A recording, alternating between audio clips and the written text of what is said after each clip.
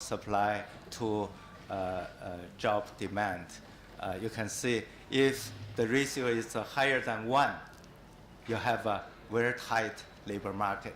So very recently, first of all, this ratio has been increasing over time. And in recent years, it has been bigger than 1.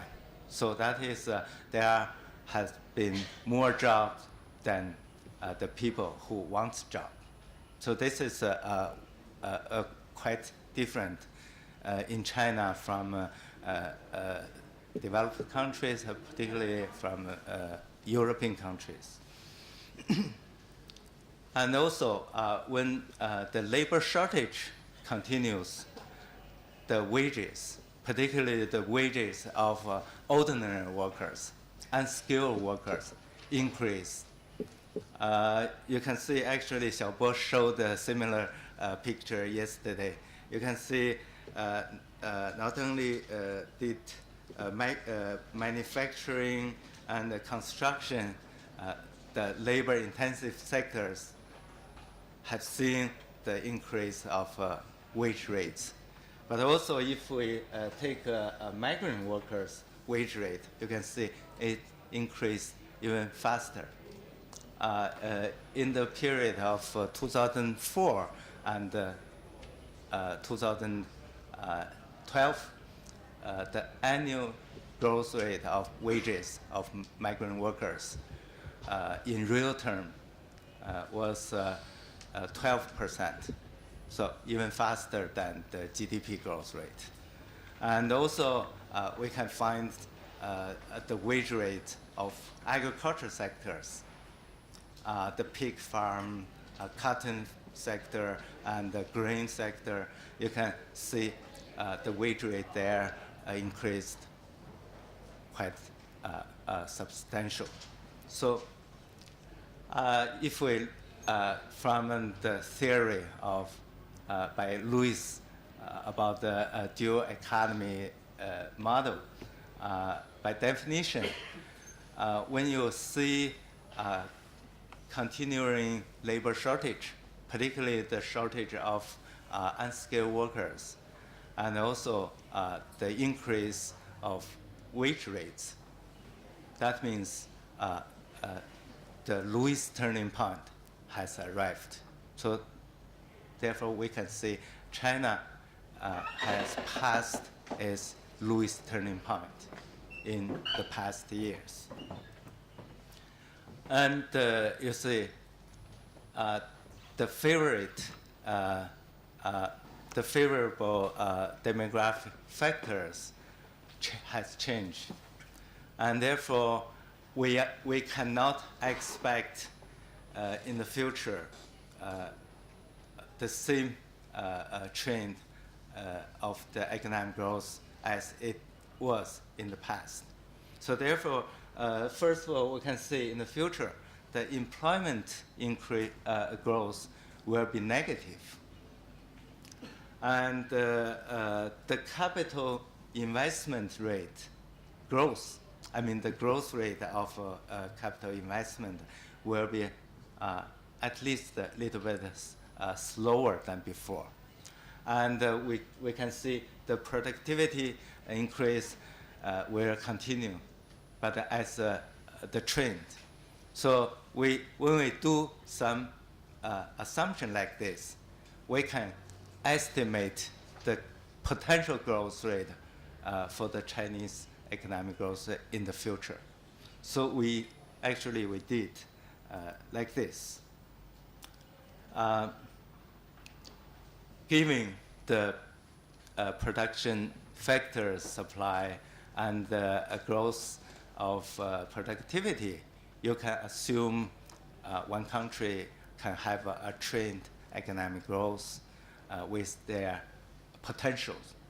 So from our estimation, in the past 15 years, that is in the period between 1995 and 2010, the annual growth rate, the annual potential growth rate of GDP was 10.3%.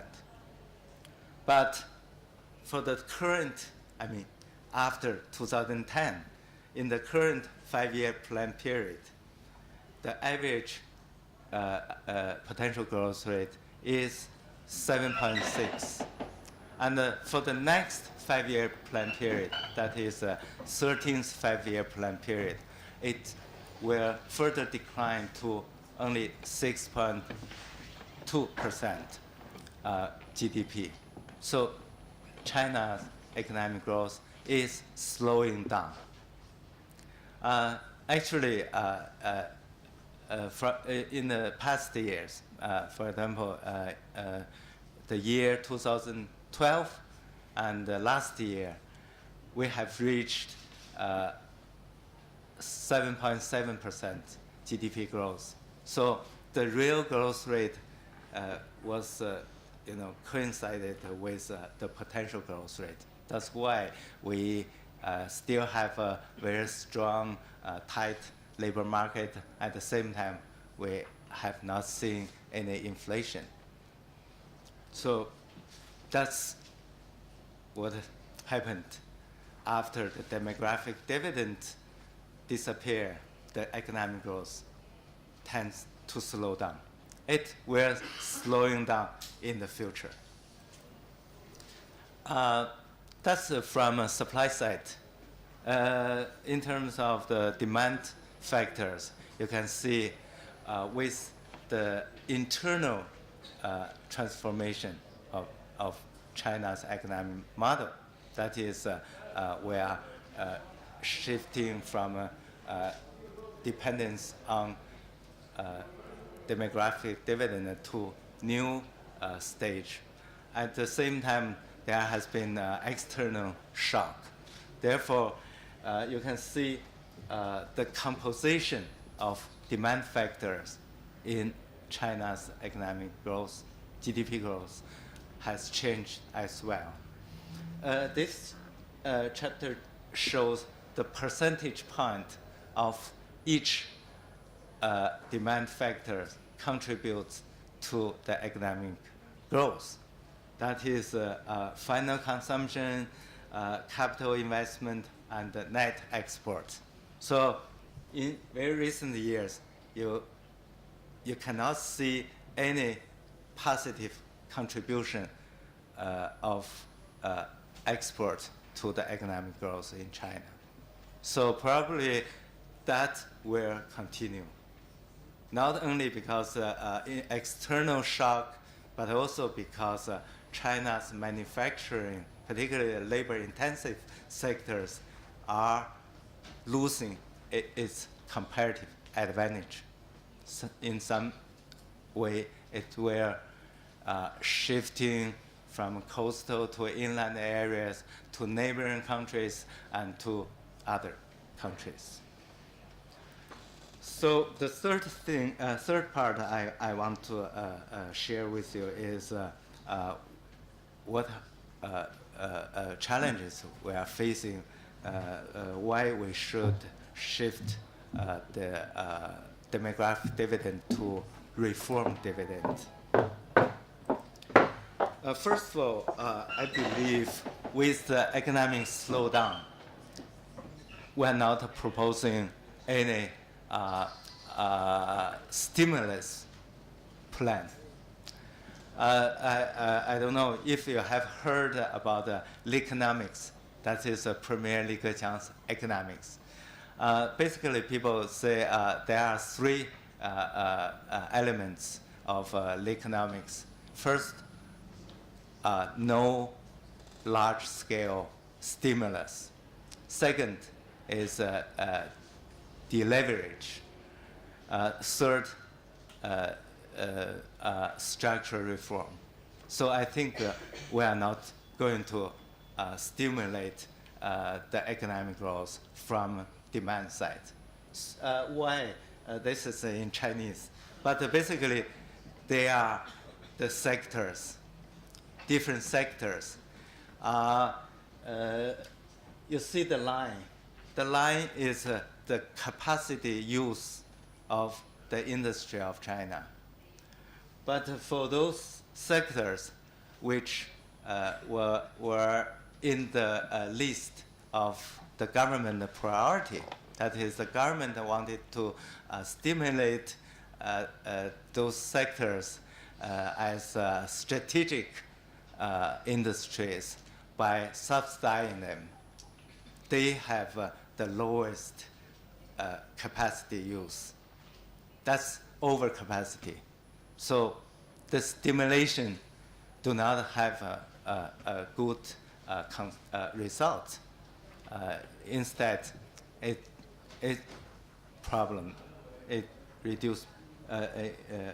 introduce new problem before solving old problem.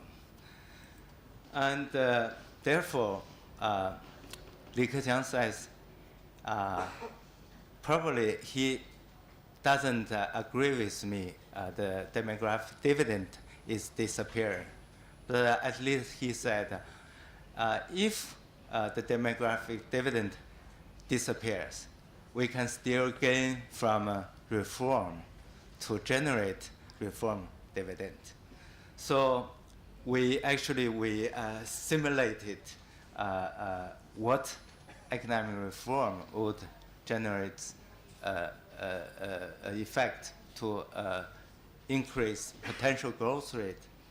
First of all, the hukou reform is important because the current hukou, that is the household registration system that prevents rural migrant workers from permanently settling down in urban areas.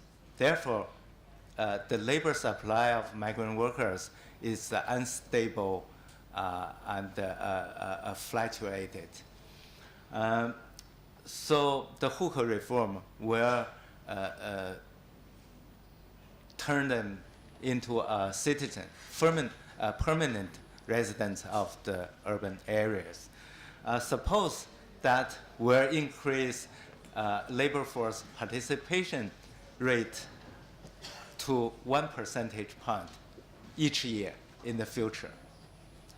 And also a bigger incentive of labor migration can still generate resources reallocative efficiency. That would be the important part of TFP. A second reform would be in many different areas.